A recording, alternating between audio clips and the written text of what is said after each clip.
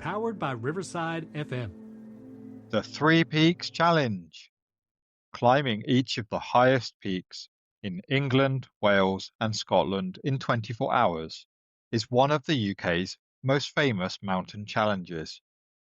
It is commonly attempted by scouts, Duke of Edinburgh award seekers, and overly ambitious corporate clients.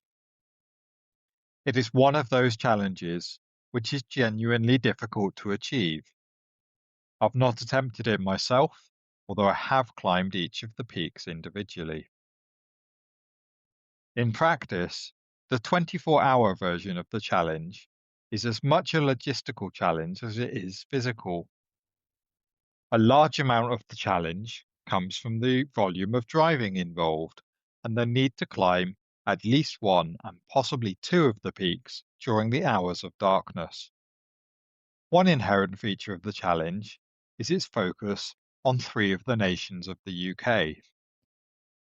It doesn't, again presumably for logistical reasons, encompass Northern Ireland. Adding in a fourth peak and a need to cross the Irish Sea would make the challenge virtually impossible. But more than that, the highest peak in Northern Ireland does not carry the same level of familiarity. In fact, I would be surprised if the highest peak in Northern Ireland was a household name. Do you, dear listener, know what it is? It is a mountain called Slieve Donard. It's a mountain I knew little about until I climbed it recently. Slieve Donard stands at 850 metres high, making it the lowest of the four highest peaks in the home nations. It is also not the highest peak on the island of Ireland, which is Curwen Tuhill in County Kerry. Slieve Donard itself is located in the Mourne Mountains, which are in the southern part of Northern Ireland, approximately 1 hour south of Belfast. It is located right next to the coast, such that the mountain rises steeply from the sea to its summit. Indeed, the views of this rise are particularly impressive. I had the benefit that our climb to the summit was blessed with good weather, which also gave excellent views from the top of the rest of the Mourne Mountains, the sea, and the town of Newcastle below. The seaside town of Newcastle is also a pleasant visit. It is complete with a Ferris wheel, promenade, and all the trappings of faded seaside glamour that is so common to coastal towns across the UK.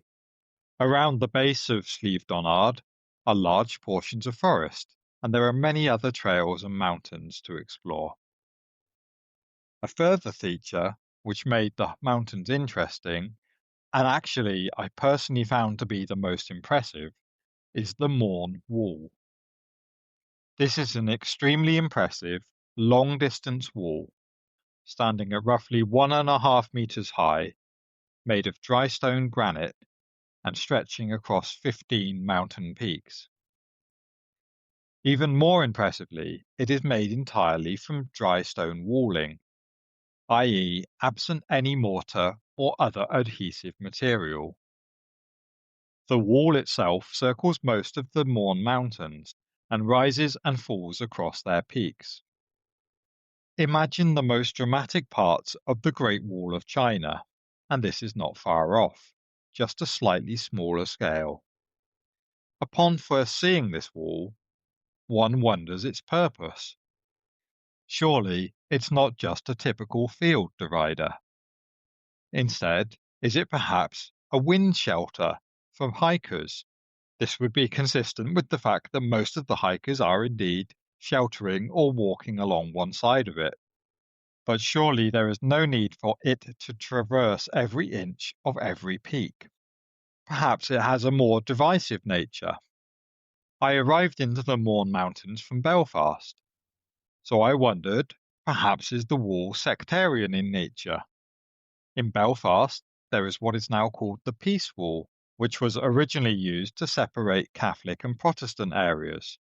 But even a casual look around the mountains will show you that there simply aren't enough people to separate up here. Perhaps instead, it was to keep out invaders or trespassers. But again, no. If they can climb an 800-meter high mountain, they won't be stopped by a 1.5-meter high wall. No, in fact, the purpose of the wall was much more practical. It was constructed around 100 years ago by the Belfast Water Board in an aim to keep livestock out of the reservoir catchment area.